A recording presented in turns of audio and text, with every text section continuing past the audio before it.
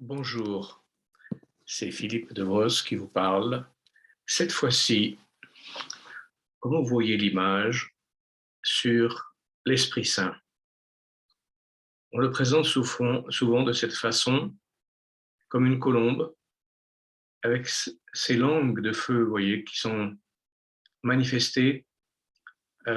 Cet oiseau est en fait une sorte de représentation du souffle divin qui envoie ses lames, ses petites euh, flammes de feu sur des personnes.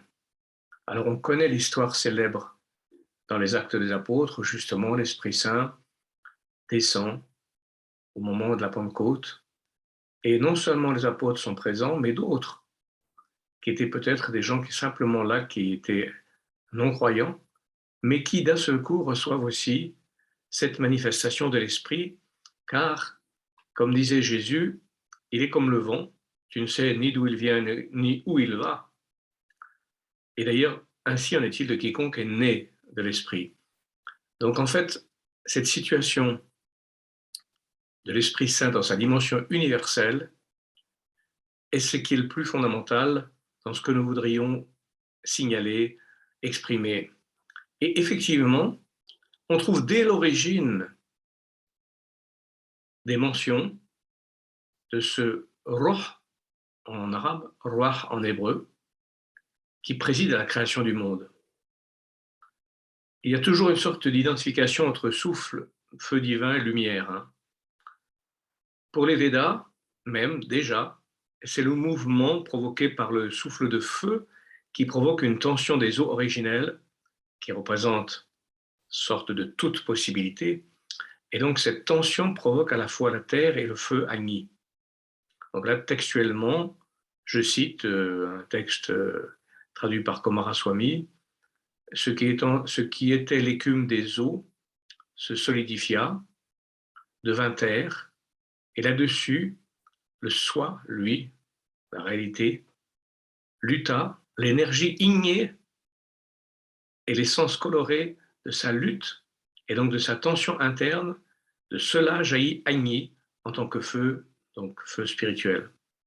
Et bien sûr, on connaît dans la Bible, l'Esprit de Dieu se mouvait au-dessus des eaux, ce qui est dans la Genèse dès le premier verset.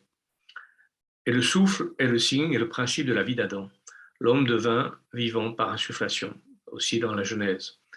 Et l'islam, de la même façon, parle de la création du monde réalisée par Nafas Rahman, qu'on peut traduire par le souffle matriciel de la compassion, souffle au fond de la mère aimante, l'amour maternel de Dieu. Et alors, selon la parole prophétique, maintenant le hadith qu'on appelle, Dieu était un trésor caché et il a voulu être connu et c'est ainsi qu'il créa le monde. On trouve ça dans la tradition islamique très classique.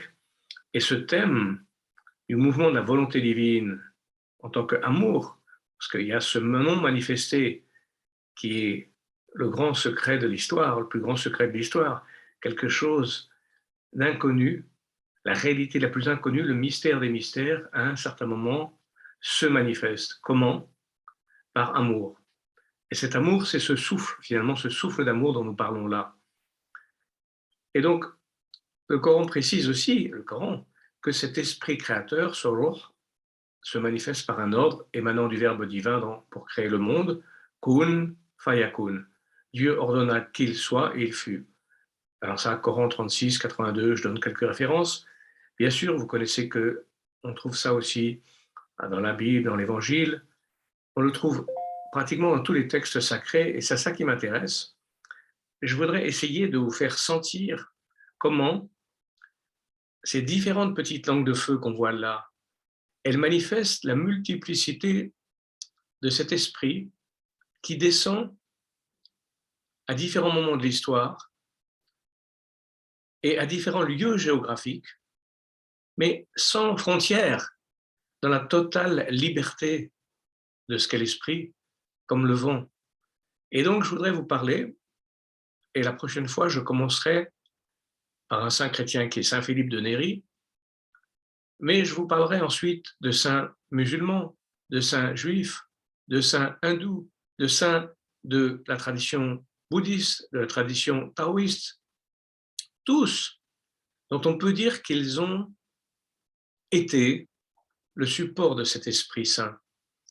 Et je trouve que c'est merveilleux de parler de cet universalisme de l'esprit à travers des cas précis d'hommes, de femmes d'ailleurs aussi, que je nommerai, comme bien sûr on connaît dans l'islam Rabia Dawiya, Marie-Madeleine, dans le christianisme, beaucoup de saintes aussi qui ont manifesté bien sûr la Vierge Marie, temple du Saint-Esprit. Voilà, parler de ces saintes, même Sainte Thérèse d'Avila, qui d'un seul coup reçoit en tant que sainte une manifestation extraordinaire de l'esprit. Vous verrez beaucoup de saints, Saint François d'Assise, dans l'islam, Abdelaziz Dabbar, un saint illettré, absolument illettré, connaît rien de rien. Il reçoit à un certain moment cet esprit, il commence non seulement à pouvoir répondre à tous les savants de son époque, et il était de Fès, il y avait des grands savants, il commence à leur répondre, à répondre sur des sujets qu'il ne connaissait pas, par pure inspiration. Il commence à manifester des charismes. Et on a tous ces témoignages, parce que c'est au XVIIIe siècle, c'est quelque chose qui n'est pas si loin, témoignages très très clairs. Et donc, voilà, Saint Séraphin de Sarov aussi, dans l'orthodoxie, des saints absolument merveilleux qui vont tous être transformés par ce don de l'esprit. Et voilà le sujet que je voudrais développer dans ces différentes petites vidéos. Voilà, je vous remercie euh, d'être avec moi et je vous dis juste un petit bonjour, mais c'est plus important que vous voyez le partage d'écran avec les photos que moi-même. Voilà, à bientôt.